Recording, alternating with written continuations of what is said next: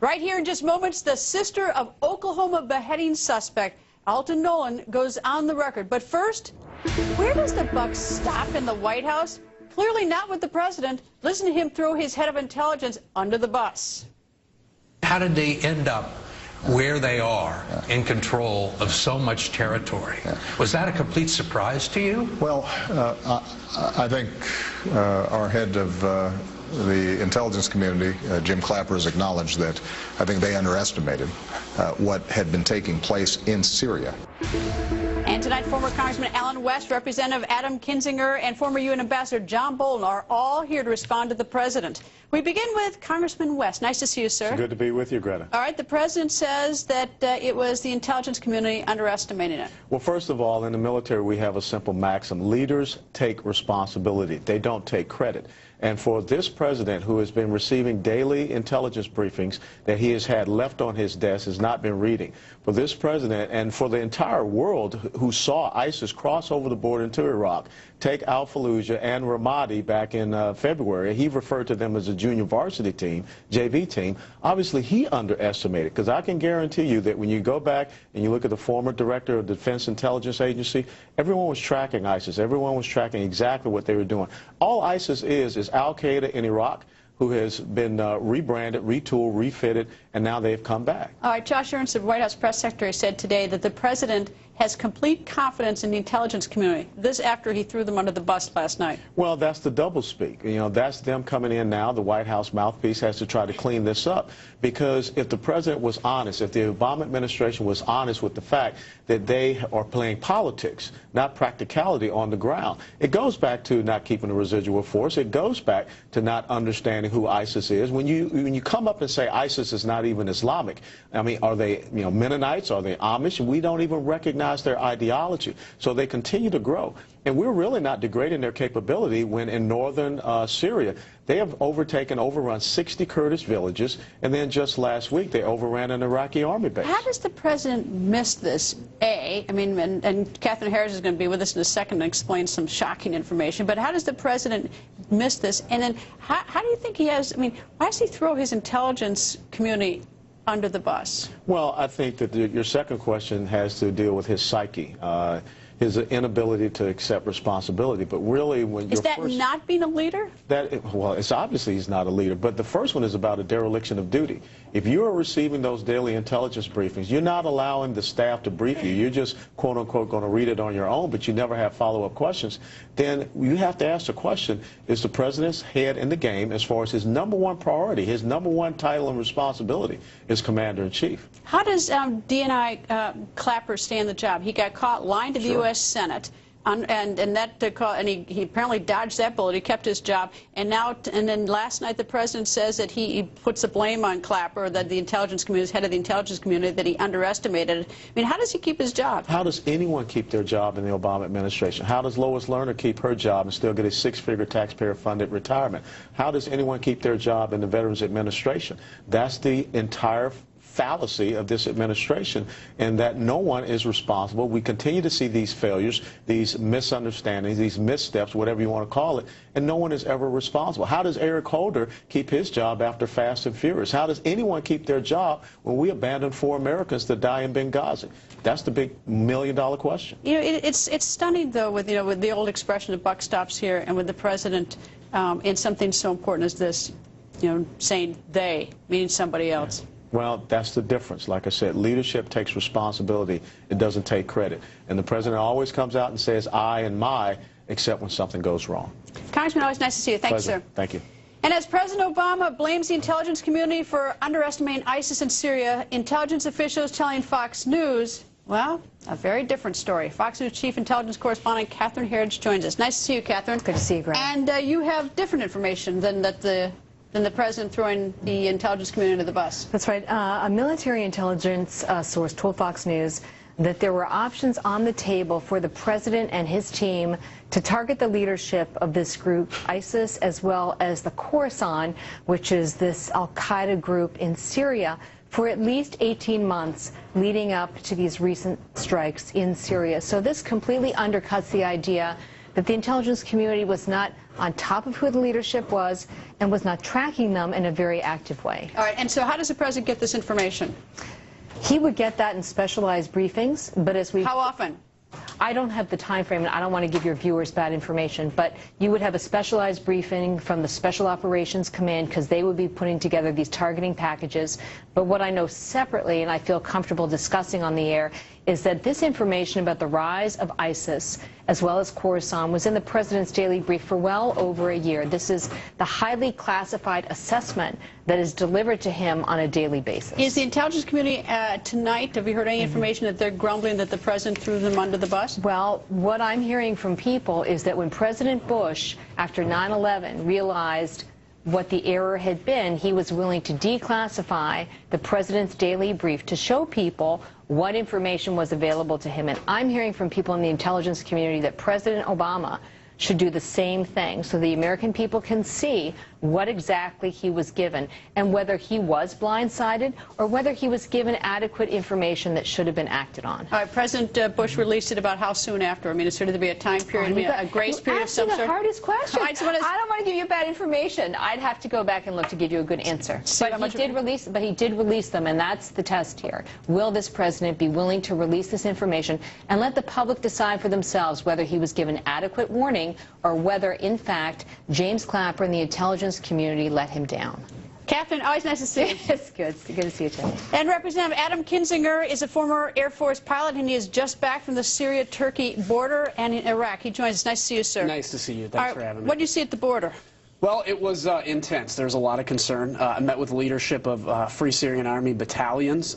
They have a lot of concern. They've been at this for 3.5 years against Assad. They see Assad as the creator of ISIS, creating, in essence, this vacuum of leadership where ISIS has come in behind the Free Syrian Army, and they're very worried. All right. It's sort of curious that you say you met with the leadership of Free Syrian Army. Last week, Secretary of Defense Hago didn't know who they were. Yeah. I mean, it's interesting. So you have many different battalions, and there are about, I'd say about 18 we met with, of which they are U.S.-supported battalions. What that means exactly, we don't know. But there is a Free Syrian Army Leadership Council. They haven't been empowered enough, and that's where the empowerment needs to go. The administration has got to begin to think outside or inside the box on this and do what they need to do. The problem is, if the FSA disappears, if they're defeated, which they're on the ropes right now, you're only going to have two options: brutal Assad, who created the problem in Syria, or ISIS, who obviously we know how bad they are. And that's going to spread. It has to spread into Iraq, could threaten Jordan, Saudi Arabia, and the whole ball of wax. What's Free Syrian Army saying about the Obama administration? I think they're very disappointed. I mean, they look at it as, hey, you were willing to go into Iraq to bring freedom to people. We're giving you freedom on a platter, and you've turned your back on us. They're angry. They support the ISIS strikes, but to them, still the bigger enemy is Assad. They're worried about us not attacking Assad. They think, even a no-fly zone would be beneficial. There's a real humanitarian crisis. There's no really good options in Syria because we waited too long. The president evidently didn't see this coming, even though many of us did. Well, there's also Khorasan, the Al-Qaeda group there as well. That's right. That's right, yeah. And that's a big issue, too. And the problem is this is spread into Iraq. And today, when you look at Iraq, I have a hard time seeing how the Kurds, as tough as they are at fighting, are going to be able to liberate large swaths of Iraqi territory. They already have a 1,000-mile border with ISIS that they have to defend. How effective have our airstrikes been in Syria? In Syria, I think they've disturbed ISIS a little bit. They definitely have not halted the advance of ISIS as they're moving into border towns with Turkey, which brings a question about what Turkey needs to do. In Iraq, they did stop the momentum, the forward movement. Erbil was very much threatened. It was ready to fall within 24 hours. It stopped the movement of ISIS there, but it is not dislodging them. And in order to bring the Iraqi military and the Kurdish forces to liberate that, it's going to take a lot more work. Khorasan has asked for lone wolves to attack the United States. How much have we been able to degrade or even destroy Khorasan in Syria? It's hard to tell. We don't have good information at this point. We've killed some leadership. Do we have no information almost? Well, they may, but they're not releasing it. We've killed some of the leadership, but I heard somebody the other day say, we don't believe that those strikes actually stopped any kind of an attack on the homeland. But ISIS has made it clear in social media and otherwise that they want to attack the homeland of the United States too. They're just, instead of being the Khorasan group, which takes advantage of a bad situation to plan attacks on the United States, they're focused on establishing their state first and then exporting that terror here. It'll be much tougher to defeat if they have a state with funding. And of course we have the problem with Turkey, with all those refugees from Syria flowing into Turkey. And Iraq is even just, I went through a refugee camp in Iraq, and the humanity. I mean, I saw it in December and it was terrible. It's terrible. A 13-year-old girl with her brother that's 5 years old with cerebral palsy with no medical attention, and she's taking care of him because their parents were killed by ISIS. There was no heat there, and it's freezing cold. 90-some-year-old people, they couldn't even leave their homes with any identification to identify. They just left with the clothes on their back. And I want to say this to folks too, people that say that's over there, it doesn't matter, or just let everybody kill each other. It's a real human tragedy, and the innocents are the ones that get killed. If you see it, you never forget it. That's absolutely right. Anyway, Congressman, thank you, sir. Thank you.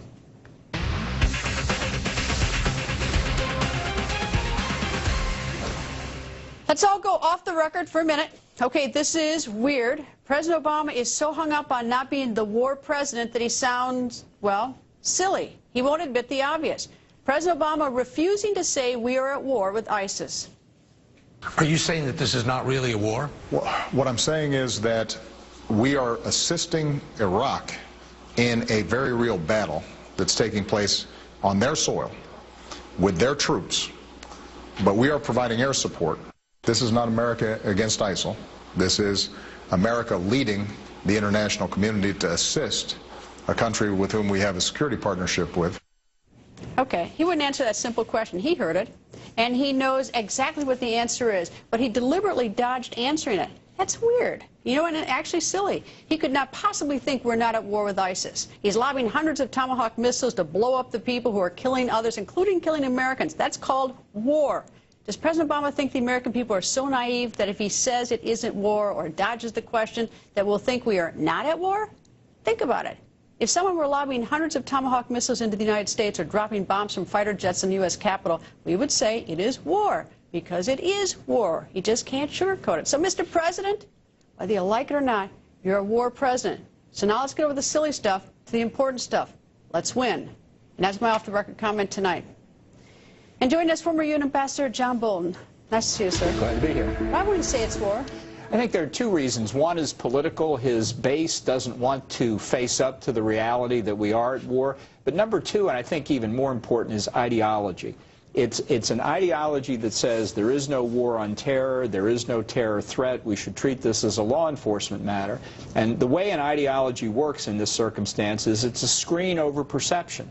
Facts come in that contradict it, and the ideology rejects the facts. That's why he's not reading his briefing books. But that, I mean, the whole thing is weird. He throws the intelligence community under the bus, unless, of course, he's right on that. We don't know. He hasn't released the briefings so that we know for sure. But he appears to throw them under the bus, and he won't call this a war. Yet he's sending missiles into drones into Yemen and North Pakistan and every place else to kill people. And now we've got this situation, and I don't know why he's so hung up on not calling it war, just to satisfy a 2008 campaign slogan. It's just, I don't get it. Well, it is silly, but it conceals, I think, the reality of the failure of the administration's grasping what was happening, not 2 months ago or 3 months ago, but 8 or 9 months ago when ISIL or ISIS was overrunning Fallujah and Ramadi. And officials of his administration, our personnel in Iraq, the Director of National Intelligence, were all saying, you know, this group is strong and growing stronger. There it was 8 or 9 months ago. Is there a debate to be had? I mean, is it possible we're not at war when we're firing these missiles and trying to kill people and they're trying to kill other people? The President himself has said that ISIS should be destroyed, and that we're going to use American air assets to do it. Now, if that's not the definition of war, I honestly don't understand what it could be. You know, it's so bizarre that now I'm hung up on it. Because I think, like, what in the world is he thinking? Well, I think his heart's not in it. I don't think he wants to be there. I think he's hoping it will go away. I don't know. But anyway, when you send all those missiles and try to kill people and they're trying to kill you back, if that doesn't sound like war, I don't know what does. But anyway, Ambassador, thank you, sir. Thank you. And today at the UN, Israeli Prime Minister Benjamin Netanyahu, in a blistering comparison, Iran and ISIS, comparing them. Here's part of his speech. Ladies and gentlemen, would you let ISIS enrich uranium? Would you let ISIS build a heavy water reactor? Would you let ISIS develop intercontinental ballistic missiles? Of course you wouldn't. Then you mustn't let the Islamic State of Iran do those things either. Ambassador, your thoughts. Are we looking the other way while we're consumed with ISIS about Iran? Prime Minister Netanyahu, very strong words today. Very good speech by Prime Minister Netanyahu. It's the speech our president should have given, but of course did not. And what he's saying is that the threat posed by a nuclear Iran is ISIS on steroids. The main threat, not just to Israel, but to the United States and our friends in the Middle East, is a nuclear Iran. It's the largest financer, state supporter of terrorism anywhere in the world, and has been since 1979. So this terrorist threat is not just ISIS, it's Iran too. Well, it seems like the negotiation with Iran about their nuclear weapons program has been Iran running out the clock. They keep getting extensions, which is fine, but for the fact that while they're getting extensions, just like ISIS keeps building its force, time is on their side. They're working on their Exactly. programs. Exactly. And that's why Iran would be content to continue to negotiate as long as it could break through the sanctions even more, which is what President Rouhani offered in his speech at the General Assembly last week. You want help with ISIS? We're glad to give it. Finish off the rest of the sanctions. I'm very worried that perhaps in October is an October surprise, perhaps after the election, so he doesn't have to reveal how many concessions he's going to make. The president's going to cut a deal with Iran on this nuclear program. It will be a bad deal. It will mean Iran will be on a fast track to nuclear weapons. A year ago, Prime Minister Netanyahu who suggested it was just around the corner, Iran having this nuclear weapon. We're now a year advanced. Is it just around the corner or not? Well, it is just around the corner if they wanted to rush to build one nuclear weapon. I think they could do it in a couple of months. But they're in no hurry because they don't fear the United States. They don't fear the possibility of a military attack on the nuclear weapons program, and they think Israel's under control. They're building a much more sophisticated, much more extensive network, a nuclear infrastructure that will turn out dozens of nuclear weapons. Is our intelligence community underestimating Iran? I don't think they're underestimating it. I think they're in a mystical land where they say, well, we don't know for sure that they're really building a nuclear weapon, which is the only explanation for all of this activity. Ambassador, thank you, sir. Thank you.